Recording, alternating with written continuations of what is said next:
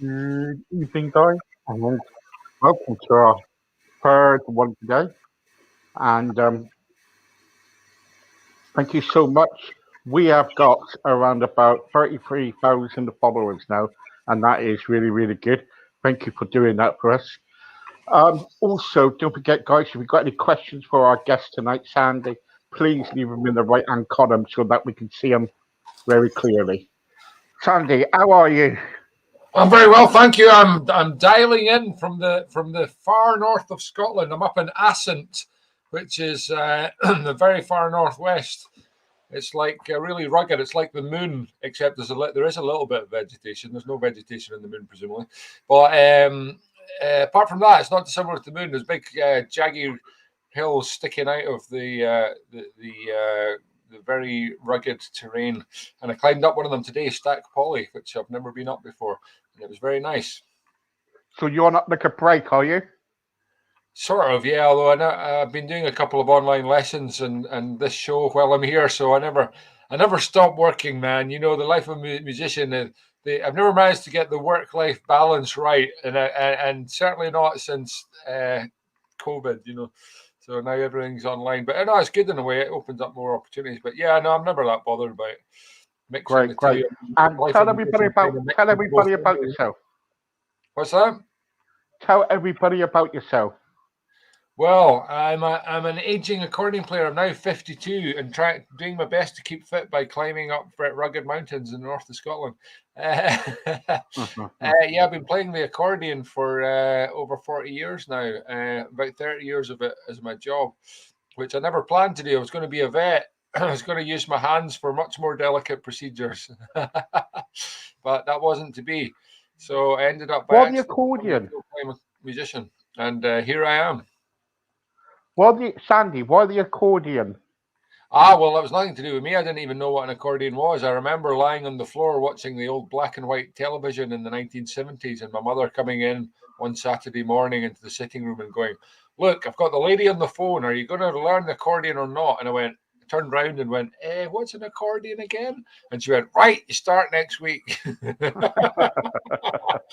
And basically, I was strapped into it. That was the age of 8, and I was not released until I was a fully grown adult, which is very cruel. But I'm glad of it now. Yeah, and that's good. And how long have you been playing the accordion now? Well, 44 years. 44 years since I started. I've almost got the hang of it. It's quite tricky. Okay, I'll tell you what we can do. Let's listen to one of your songs. Right. Do you want me to play something live, or have you got a CD? No, we got. You can play something live. Right. Okay. This is a set of tunes that I wrote, and it's called "Things with Strings" because although there's nobody with a stringed instrument with me here up in the middle of nowhere, Scotland, when I recorded it first many years ago, it was with lots of stringy instruments like bazookas and guitars and that. So anyway, it's called "Things with Strings." Here we go.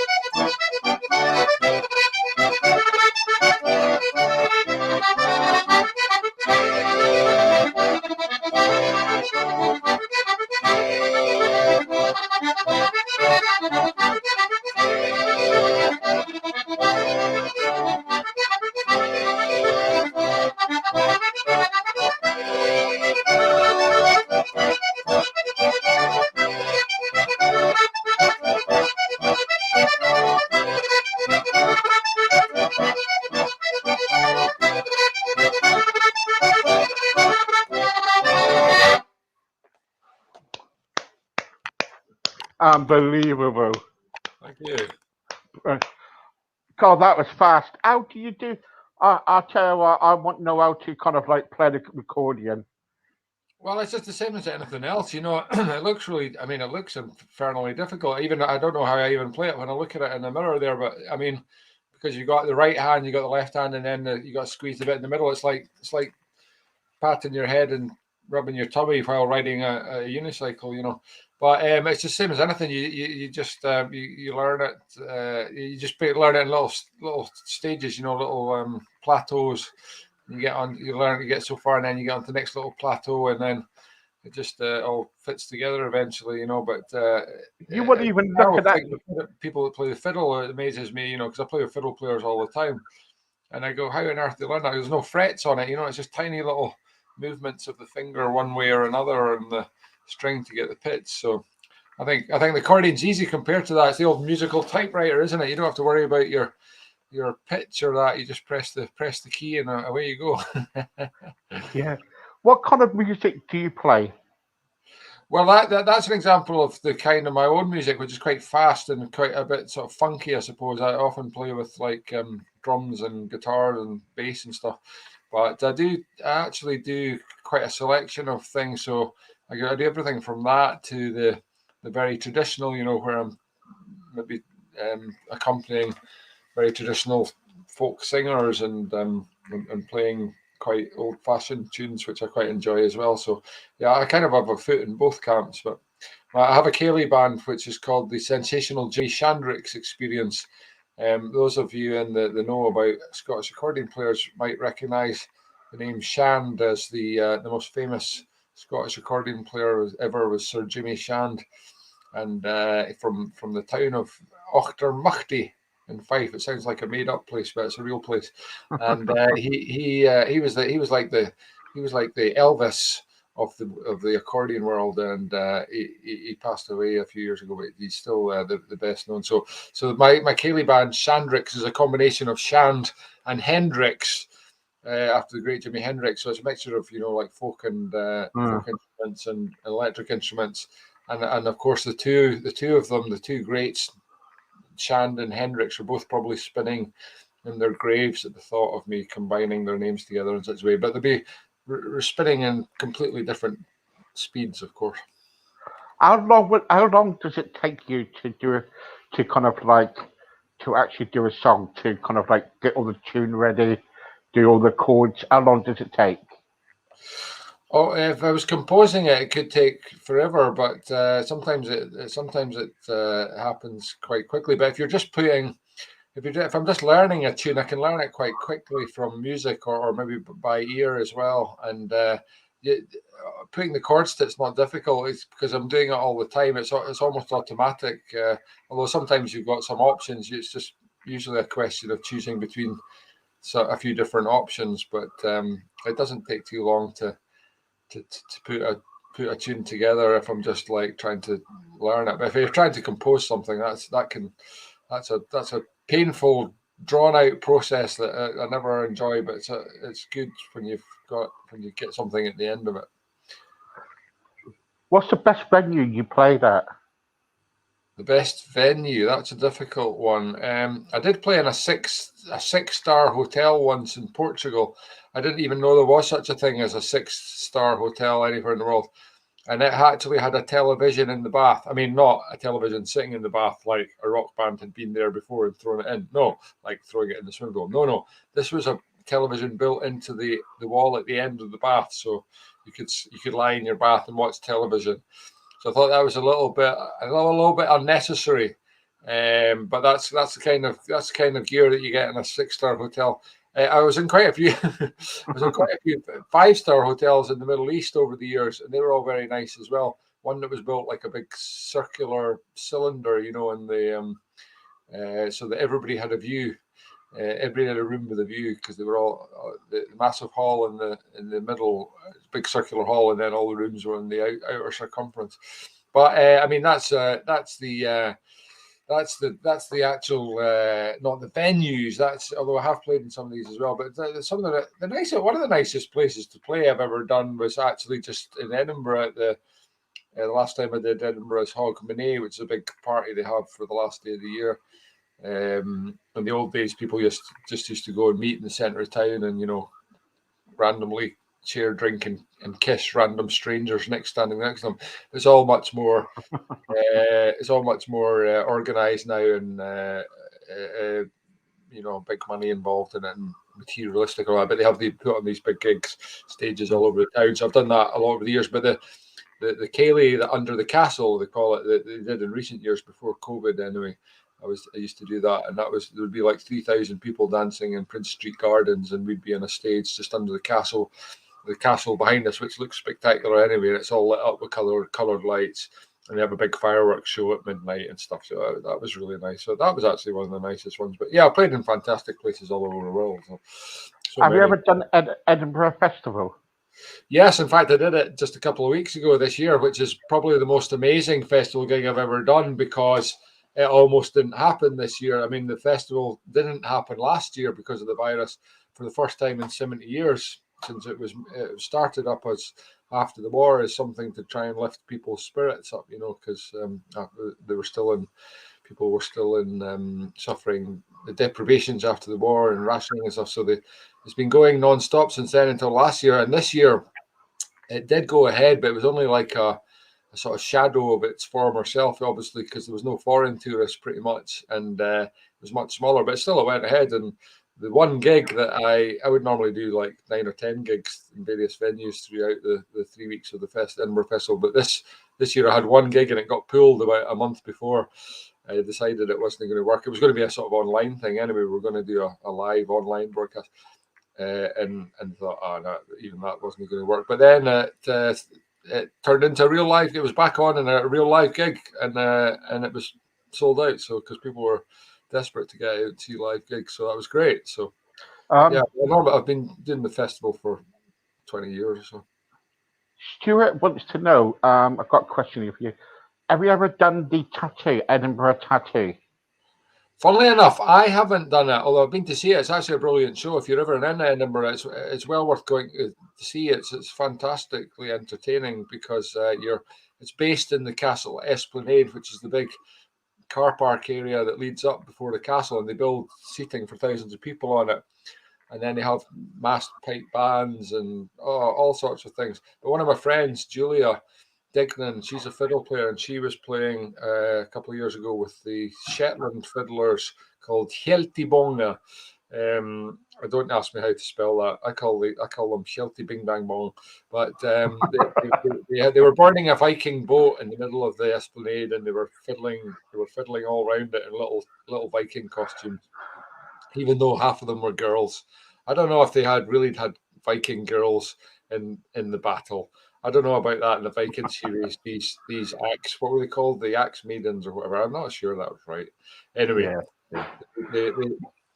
she's been part of it, and apparently it's really good fun. But you have to be pretty committed because it's like 3 weeks, and I don't think you get paid for it. Yeah. What's the music industry? What's the music industry like in Scotland at the moment? At the moment, it's been through the mill because I mean, the same as everywhere, it's just been wiped out. I mean, I can remember the night that the emails started coming in about the gigs toppling in March last year, And pretty much every gig I had for the rest of the year toppled in 48 hours, and it was like that for everybody.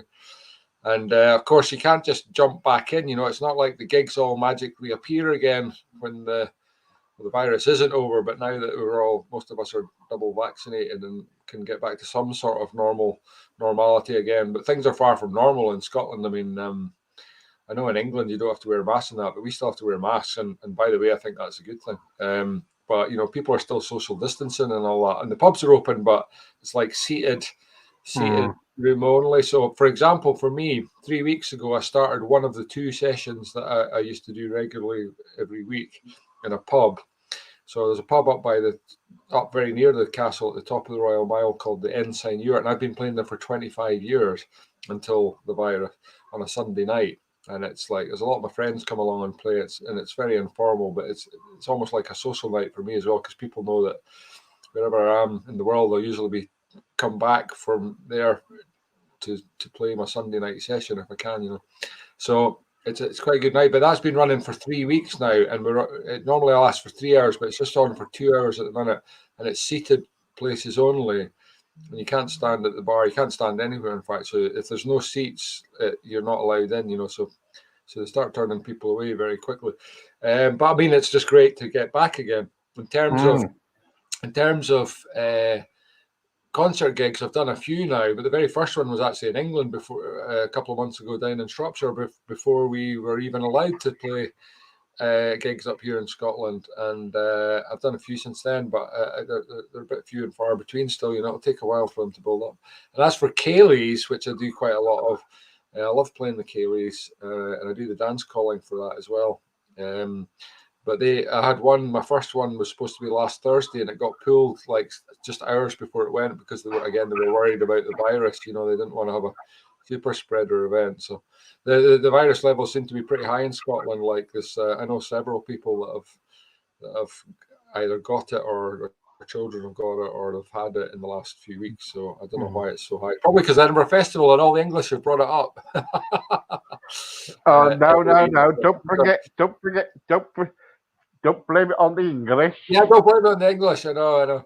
No, it's a school. It's the dirty school children. They're terrible for personal hygiene. Yeah. No, the school children in Scotland have been back at school for a few weeks now. I know they're only going back this week in England, but that's usually the thing that sends it sky high from recent experience over the last year and a half. But yeah, hopefully we'll survive with the vaccine. I mean, the hospitalizations don't go up so high, but we don't know. But I mean, in terms of, I normally travel abroad a lot, and I'm just looking at doing a couple of trips in the next month or two to, I've got a couple of friends in Sweden that I play with, Jimmy Johansson and Christopher Bong, fantastic names. And, where I'm usually over there a couple of times a year. And in fact, I was just over there before the virus hit in March last year, literally the week before. And I was going, hey, this thing sounds pretty bad on the radio, guys, about the virus. Have you heard about it? And they're like, no. Sure enough, we were all locked down a week later.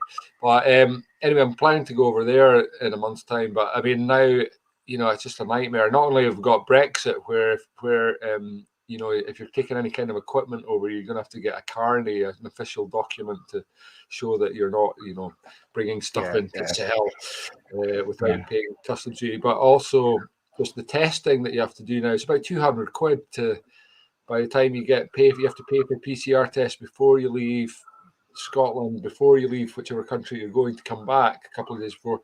And then you have to get another one, pay for another one a couple of days after you got home. And that all adds up to about 200 quid, So, I mean, if you're going away for a 3 or 4 or 5 gig trip, just slightly shorter than a week, you're kind of paying the same amount in tests as your plane fare again. So it almost takes away half your profit. You know what I mean? So I'm keen to just give it a go just to get traveling again. But it's the music industry is not at its tip top best at the minute, I don't think. Yeah. What's your most embarrassing moment on stage? Oh, well, I don't really get embarrassed on stage. So that's a hard one to answer because I've done all sorts of things that other people would find embarrassing, like stripping down to underpants in America on stage in a famous venue. and that was I thought it was very funny, but a lot of people didn't. Yes, I've done all sorts of stupid things on stage, but what's the most embarrassing? God, I don't think I've been embarrassed by any of them. No. I think once when I was playing in Norway out in a festival out in the street, it was so cold and I didn't have any fingerless gloves, and my hands wouldn't move. So I could only play waltzes very slowly. So they were all expecting to hear all this fast stuff like I just played a minute ago, and then all they got was do do do do. So yeah, that's probably the most embarrassing. Okay. Last couple. Some questions. Then I'll let you go. First question is: do you play any other musical instruments? Well, I do. I started off just slightly before the accordion on the piano, and I still play the piano now and again with a couple of the bands I'm in, but nothing fancy. More just sort of background for singers and tunes and stuff. I'm not like a solo pianist, I'm not like a concert pianist. But it's nice to play the piano now and again just for a wee change. I muck around on other instruments. For example, I love plucking out a tune on the mandolin or the tenor banjo, which is pretty much the same thing in terms of the frets, just a bit bigger or smaller depending which one you're playing. I don't know, I just find that really good fun, but I wouldn't really play it in public. I've been trying to learn the bagpipes for like 30 years. Yeah, I was just about to mention that, yeah. And I got an electric bagpipe chanter from my sisters for Christmas last year, so I actually got it with me because I hadn't played it for a while, so up here on holiday in the north of Scotland, so I was giving it a wee tootle the other night. It's quite a good thing, it's just got batteries and you can plug it in headphones, so it's not as annoying as the real bagpipes, or even the bagpipe chanter, which is the bit you practice on, can be incredibly loud. It's like the loudest musical duck you've ever heard. And I've tried all sorts of things, pipe band drums over the years and many other things, and failed at them all miserably. The only one I'm any half decent good at is the accordion. And where can people find your music, and if they want to buy a CD, say, what can they do? Well, I've got this very Scottish sounding second name, Brechin, Sandy Brechin. It's actually the name of a town up near Aberdeen, although I don't know if the family originally come from there or not. I don't know very far back in the family history, but I presume so. Anyway, Brechin, it's spelled Brechin, and my record company is a terrible pun based on that. It's called Brechin All Records, as in Breaking All Records. So if you just type in Brechin or Sandy Brechin into it's quite an unusual name, so you'll either find some stuff about the town or some stuff about me usually, and it'll take me to my website. But my website has all the bands that I play with and all the bands that are also on my label that I don't play with, and there's a shop there which has all the CDs. I've got about 40-50 CDs now on my record label of various bands that I play with and are friends of mine playing. But I also have a Facebook page, just type in Sandy Brechin. I think there's only one of me on Facebook, and I do a weekly show on Facebook on a Sunday afternoon called Sandy on Sunday on quarantine gigs. It was a little Facebook site set up by some friends in Edinburgh, and I've been doing that since lockdown began. I'm still doing it amazingly, 2:00 every Sunday afternoon, and that's a little 45-minute comedy music show where I dress up. I don't even know why I started doing it, but I dress up every week in a funny costume, and I usually have some strange theme, and then I play some it's a mixture of music concerned with what the theme is, and then some favorite folk tunes, so it's a bit of a random mix. Brilliant. Thank you so much. I would love to have you back because we don't have much time, but I want to talk about your music and talk about the songs you've done and everything, and about your career and everything. So if that's okay, can we book you in another time? Oh, absolutely. I'd love to dial in again and chat more with you, Steve. Thank you very much. Thank you for being with us tonight, and you enjoy your holiday there. Thanks very much. I'll get back out to the rain and the midges tomorrow. Thank you so much. Thank you. See you. Thank you. Bye-bye.